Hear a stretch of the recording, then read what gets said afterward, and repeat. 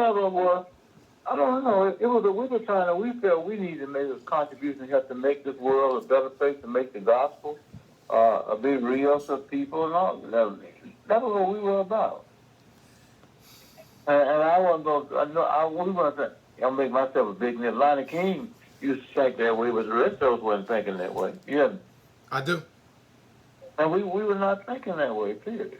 And that's why through the years we all stayed in touch. We stayed. We've been brothers and sisters straight on through the whole thing. You know what I mean? I do. And I think about all the programs and funeral programs I got sitting up here behind me on the piano. Uh, when I talk, I leave those faces all up there because those people that I could work with in ministry and spoke out. You know, I mean, my kids, so forth and so on. And I just. It's always been like Reverend King Senior. The one main thing that got me, son, it's never about you. It's always about others. And that's what the gospel is all about. That's what Jesus Christ was all. It was always about others. You know what I mean? And it didn't mean we had to spit on ourselves, but it means that the central thoughts of our lives were always built around others. And they're built to help others, you know. I don't know how to think otherwise. And I guess that was that was the problem I find with Warnock. Mm. Because what Warnock, those positions he had are designed to help people, but he wasn't designed. That wasn't why he had them. He was trying to help himself. And see, I guess I never, we were never taught to sit up and look at ourselves. Well, we're going to be a great leader. We're going to do this, so and so and so and so. But we're going to do the best we can to help other people. You know, to be what, because we're going to say we just always know the truth about ourselves. So Reverend King beat me up. One said he beat my hand on my leg. His hand or heavy hand on my. It's the one that I can stand up. So he's big old heavy hand on me. Oh, he got to hit me. I stand back out of the way. I know he's going to get ready to hit me. But I don't know. And Joe was never. I mean, he was uniquely Joe, but he was not out there trying to lift himself all up over everything all the time. You know what I mean? Mm-hmm. The other way, I didn't know him that way, and I think I knew him pretty well. He reached out, and he reached out to me, recognizing what I came from, my history was, and the connection with the church and everything. I never put myself. Joe. Whatever I got to do around Ebenezer, I came back, and during Joe's time, Joe did all that. I didn't put myself up in there. I know. Well, he used to always say, you got to be up to so-and-so. He and Jeannie used to include me in everything, and Vivian, you know. That's where I got it from. It was a whole new thing, you know what I mean? And I guess we've come from, you come from like what I do. The reasoning and the origin for all of this, and the street work for it, the commitment. It's always about others. Period. Everything you talk about is others, and that's what it was about.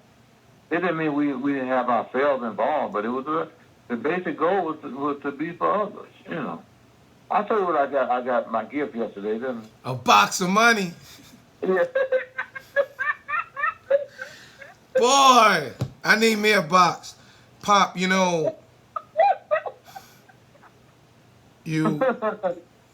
said a bunch of things, and I got now last year was a big year.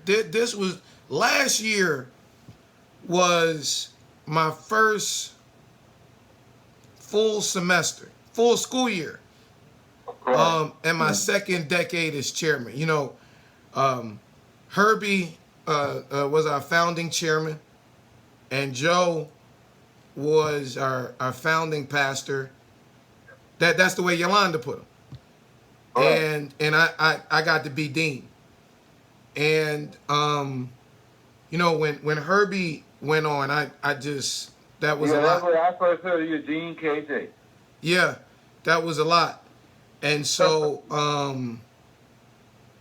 with Joe, I really go back to this A.D. King Foundation launch. and the closure that God used you to give me, because that was a tumultuous time after Yolanda. Yolanda, they were called Priceless Academy, Pop.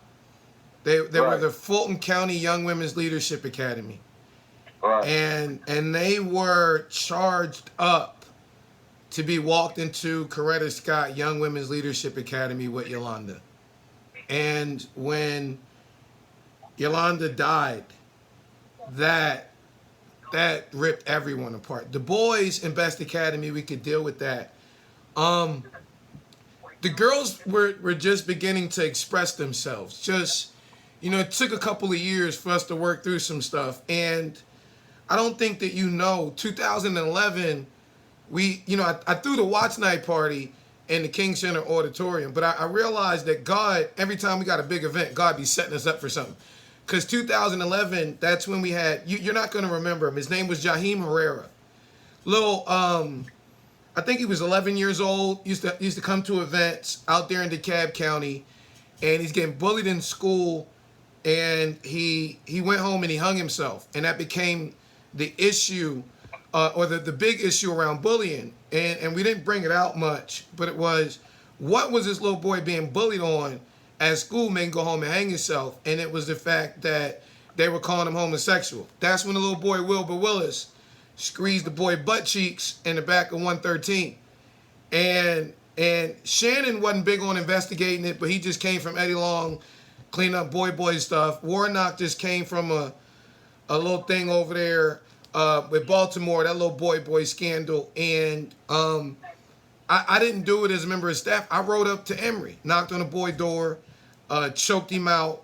When he came to, I had his laptop open, and he had a bunch of boy porn. Now, Pop, I'm not getting involved in this issue. I don't care what nobody do, what relationship you got except the one you got with God. But this wasn't a man to a grown man. This was a man to a little boy. And the nigga identified it as his pastor, the one that introduced him to Warnock. Now, I told that nigga, if I caught him around Ebenezer, some little boys, I was going to break both his legs. And that little nigga ain't been around Ebenezer, no boys since then. That's when Warnock got the little boy Mikey. Mikey, he's a bison. And so he did great on the doing. And so, but that was also the year that Fulton County was trying to lock up our teachers, right? And for the little cheating scandal, it was a lot. That was the year my mama died, Amazing Grace died, and Edith died. And subsequently that King Inc. ran the King Center, or ran Martin III off the King Center. Now that's right before that 2012 March. And in that March, I remember this like it was yesterday. Is you gonna do this or not? I don't really want to do this. You got an out. What's my out? You got Brinson right there. You can clean this up. All right. You didn't take the ordination from Warnock, but everybody done got ordained by Brinson. Hey, little boy, you finna launch a youth movement with Brinson. Okay? Like literally, like you understand and put this into perspective. When the kids was in the street and they know it was going, Daddy King hit him on the key on the hit, like you talking about, get out there and get them kids. And everybody knows Naomi and Coretta had their little jealousy thing. Ain't nobody worried about what you doing with Naomi. All right, go ahead and do that. Talk about you celebrating it like a mama. But you got Brinson. And why are you doing this? I got to march 1,000 black kids, organized 75 organizations with Reverend Dr. Alphabal Brinson, former associate secretary. That's Bank Street pastors. It's the 1st Battalion pastor. Frick is you talking about? And so, the challenge was the toss-up between you and Naomi. And somehow, right, coming full circle, that's Yolanda's 40-year anniversary, 2022. She launched that creative arts department in 1982. And all this stuff about Rosa, all this stuff about Cynthia, it took the world to make this documentary pop up, right, on a birthday. And we going to watch that. All the girls wanted to do was watch it inside of the Yolanda Auditorium and go and take selfies in the Rosa Parks room. That's all they wanted to do. I never got involved in the Warnock stuff.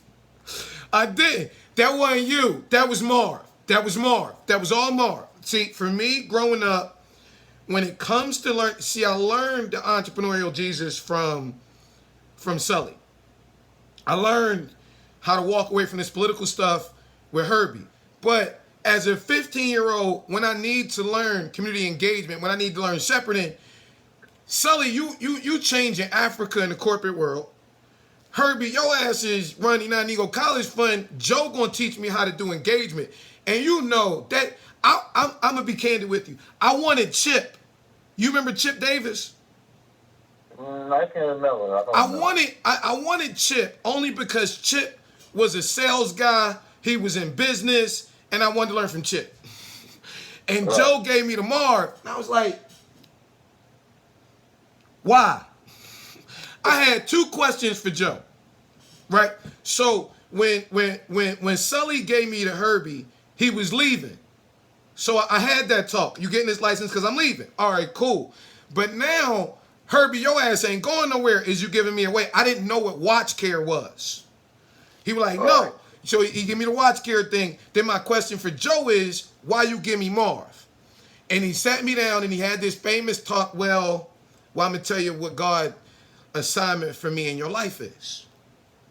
I'm going to teach you how to do the work of the church. Then he gave his talk. You know, it's two types of work. It's church work. Church work and then it's work of the church. Now the church work, that's what we do in the building. The work of the church, that's outside. Now listen, Marv done ran around like your ass done had to run around. So see that little desk right here? It ain't nothing coming past this desk. All right. Where these women and kids is. All right? Now you ain't ready for the building yet. You run around outside. Now go and hang outside with your friends. And amongst all your friends, you make sure that none of this craziness make it past this desk. Make it to the desk. And you two gonna grow together. When it came time for me, you was ordaining them weirdos, Pop. You was ordaining them. I would have been in that class. Kick rocks. Finna launch a march with him. Right? But when it came, you know, time to do this on my own, to launch on my own, 2012, I launched Edith Scott Bagley Campus, but, you know, everybody birthed something. Everybody built something. You got to have your own work in this village. Yeah, you're going to keep the work of your parent, but you got to do something. You did something, Negro. You the only one that did something. Most of these niggas ain't did nothing but said, I hung out with Martin Luther King Jr. I know, nigga, but where you work at? Ain't got nothing, huh? Okay. You must be one of them dead do-nothing niggas that he talked about. That's why we need new blood. Right? My father used to say, champions don't qualify on last year's stats, nor last generation reputation. Without his ordination, without his approval, we took the biggest dope corner in North Philadelphia and turned it into the sanctuary for the prison ministry that we took behind the wall in 07. And right. And that was cool. But during COVID, we partnered with the Philadelphia Sheriffs. We start giving away 3,000 pounds of food. You know, I was talking to Vaps, and he was like, "Yo, you know you got us in this shit going to go pop shit to Deacon Marv, right? Like what you talking about? You know, Marv, you done held this down since Daddy King. I'm talking big shit to him. Yeah, you know I'm giving away 3,000 pounds of food, right, bub? You know what I mean? He's telling me about, you know, he's telling me, you know how I used to go? Saturday, the mom is in there making the sandwiches, putting them in the bags, and then Sunday Hold on 1 second. Mm-hmm. 1 second. Oh. I just wanted to give one of the family a free invitation. All right. Okay. All right. I'll get details on this. You have a blessed day, okay? Thank you. And be safe. Pop. Okay, all right. This is someone trying to give me something here at the door. I know. Hey, Pop, listen. Okay. Marv, I remember I'm 21, 22. Marv telling me how this all began. Him and Joe cutting up sandwiches. When you have a whole lot, put a couple pieces of meat, fold it up. And then the mom is talking about we do this with care. These folk come by and get this sandwich. They know we made it with care. You know I'm talking big shit, Pop. I'm telling Marv, I'm saying, Marv, I'm giving away 3,000 pounds of food. Marv, I got this U-Haul, I got this semi. Pull up in this North Philadelphia block. I got little dope boys, little boys that used to be selling dope and terrorizing the community, Marv. I got them unloading the truck. I got them on dirt bikes taking book bags of food over to grandma's. It felt good. And I didn't put into perspective how it showed Warnock ass up. Hold it 1 second. I see this is coming. I don't know what it is. Okay, I'm done. I didn't realize and I wasn't showing them up. I didn't realize how the Holy Ghost was showing them up. Right. And then, you know, the only thing it came to, Fulton County was getting the boys together. The Obama Foundation was getting the girls together, but a lot of the boys is the sons of the mamas. They ain't even mamas when we had them together. They was 13. They were 14 in 2012. Right. Pop.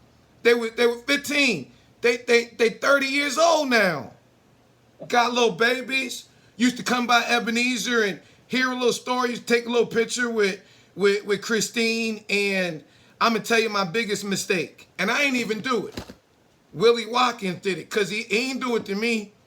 He did it to Angela. You know.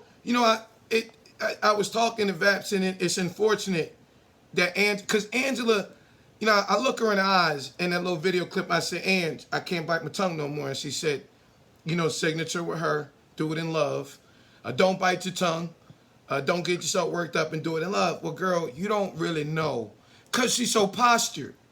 You know, Bernice so postured, you don't really know what your little sleaze bag little brother been doing. And we've been taking all the hits, cleaning it up for you, so you can take this mantle shift from your mama to you. And we mindful of your daughter in the process. And don't nobody really fuck with Willie. But you know, that's that. And in the interim, what the little white boy that Willie hired did was he sent, that's Yolanda's birthday, the 17th of November. The girls withdrew that case out of, we can't do this. The Negro gonna send a little white boy up against me and our daughters. Now, I'm only up here for our daughters because they getting them fired, doing all this other stuff as a safe haven. And the one thing that I saw that I'm sharing, I wanted to cut out, and that's Bernice's Redemption Bank. Now, the one thing that we see, Angela is the only one who has a work of her own. Everybody else has based their life off of profiting off ML.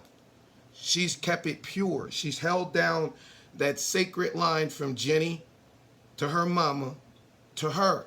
And nobody has any idea what Ferris would do, but it's just fucked up that they let this little white boy in the middle of it. And I've done all I can do. All I can do is say, hey, listen, it's not going to be a rich girl, poor girl thing.